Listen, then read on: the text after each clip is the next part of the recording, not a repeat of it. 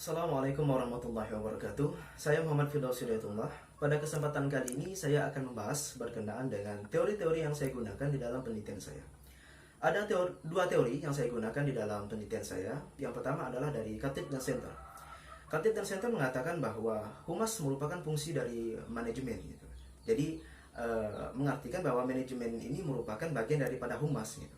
Setelah kita ketahui bersama, bagaimana kita ketahui bersama bahwa humas ini memegang peran yang sangat penting ya, dalam perusahaan begitu. Bagaimana humas ini memanage segala macam di dalam perusahaan, contohnya dalam hal relasi dan segala macamnya gitu. Dan juga Khatib dan Center membagi ya, proses perencanaan dalam 4 tahapan gitu. Jadi Khatib dan Center ini mengatakan bahwa proses perencanaan dalam humas dan perusahaan itu ada 4 tahapan. Yang pertama adalah fact finding, lalu planning, lalu communicating dan evaluating gitu. Yang pertama adalah fact finding. Nah, fact finding ini menjelaskan berkenaan dengan bagaimana kita mengidentifikasi masalah gitu. Jadi contohnya saat ini dalam kasus pandemi virus corona tentunya berdampak terhadap masyarakat, juga perusahaan dan lain sebagainya gitu. Nah, jadi bagaimana kita sebagai humas kita melihat kasus ini, melihat fenomena ini dalam hal kita mencari permasalahannya, baik permasalahan kecil maupun permasalahan besar bagi perusahaan, kita melihat secara detail gitu. Kita melihat secara keseluruhan bagi perusahaan permasalahan yang ada ini. Nah, setelah kita mengetahui permasalahan yang ada, lalu yang tahapan kedua adalah planning. Bagaimana kita melihat strategi, bagaimana kita mencari langkah-langkah yang memang harus dilakukan oleh perusahaan agar bisa memecahkan masalah yang dihadapi oleh perusahaan tersebut itu. Saya ambil contoh, tentunya virus corona ini sangat berdampak ya, terhadap masyarakat dan juga perusahaan. Dan salah satunya adalah dampaknya kepada perusahaan, karyawan ya. Dalam hal ini kita berbicara akan public internal, tentunya tidak bisa bekerja di dalam perusahaan seperti biasanya secara langsung itu. Nah, salah satu strategi yang bisa dilakukan ya pada tahapan ini adalah memindahkan ya, bagaimana karyawan itu bekerja awalnya di dalam perusahaan kita pindahkan secara online. Mereka bisa bekerja di rumah. Mereka bisa menggunakan gadget mereka, bisa menggunakan laptop mereka ya kan, jaringan internet untuk mengerjakan pekerjaan mereka. Dan tahapan ketiga adalah communicating. Kita sudah mengetahui permasalahan yang ada.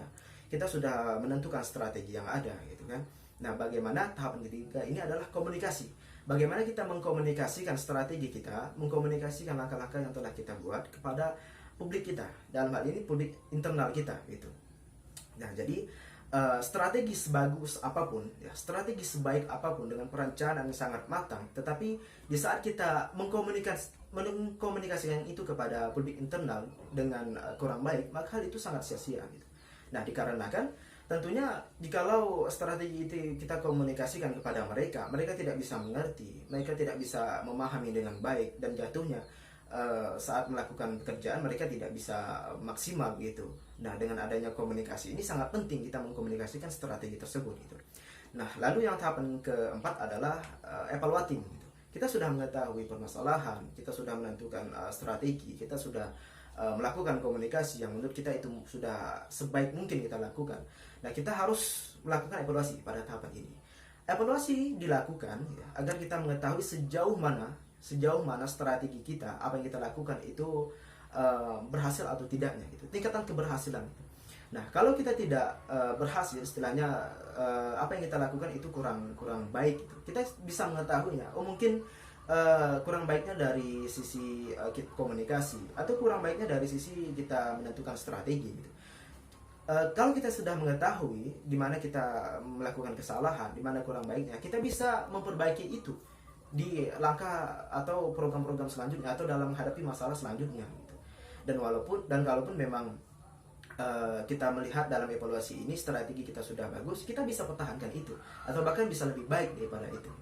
Nah, inilah 4 tahapan yang dikatakan oleh Khatib dan Center dalam proses perencanaan itu manajemen humasnya gitu.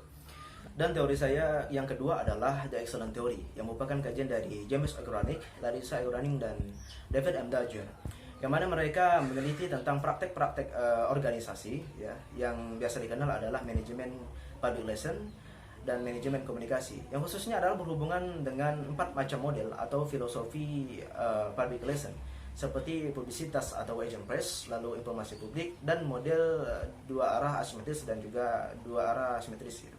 Nah, dua arah asimetris dan dua arah simetris ini menurut saya memiliki perbedaan yang sangat signifikan, yang mana model dua arah asimetris menggunakan persuasi dan juga memanipulasi publiknya agar memiliki kesan yang sama ya, terhadap organisasi tersebut gitu. Nah, sedangkan model dua arah simetris itu menggunakan komunikasi yang baik untuk bernegosiasi dengan publiknya, lalu memecahkan masalah, lalu memberikan pengertian bersama, dan juga ada rasa saling menghormati dan menghargai di antara perusahaan dan juga stakeholdersnya. Tentu dari hal ini kita melihat perbedaan yang sangat signifikan di antara keduanya gitu. Dan dari teori ini menjelaskan bahwa model dua arah simetris itu memang model yang lebih baik daripada model-model yang lainnya gitu. Nah, dalam teori ini juga ditentukan bahwa nilai komunikasi itu ada 4 tingkatan. Yang pertama adalah tingkatan program, tingkatan fungsional, tingkatan organisasi, dan tingkatan sosial. Nah, dari tingkatan program sendiri dikatakan bahwa organisasi yang efektif adalah organisasi yang menguatkan PR-nya sebagai fungsi manajemen. Yang mana setelah saya katakan bahwa PR merupakan mempunyai peran yang sangat besar ya dalam perusahaan gitu. Lalu yang kedua adalah tingkatan fungsional. Bagaimana humas diintegrasikan kepada fungsi-fungsi komunikasi. Dan yang ketiga adalah tingkatan organisasi.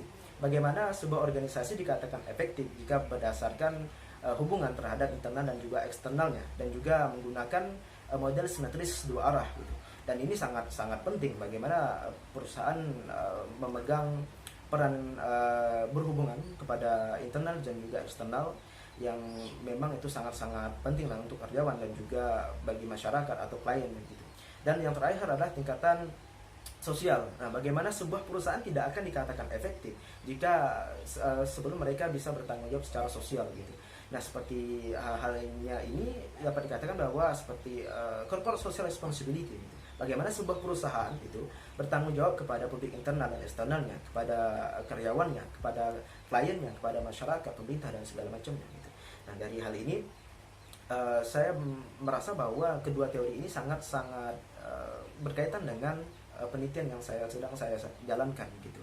Nah, saya menggunakan Khatib dan Center teorinya manajemen humas, dan juga dengan adanya 4 tahapan fact finding, planning, dan juga communicating dan evaluating gitu.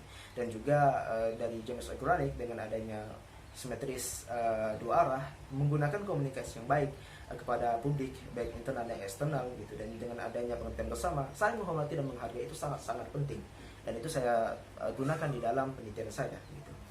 Inilah kedua teori yang saya gunakan dalam penelitian saya, yang saya jelaskan. Semoga penjelasan dari video ini sangat bermanfaat bagi kita bersama. Saya mohon maaf atas segala kekurangan dalam penjelasan saya pada video ini. Saya akhiri. Wassalamualaikum warahmatullahi wabarakatuh.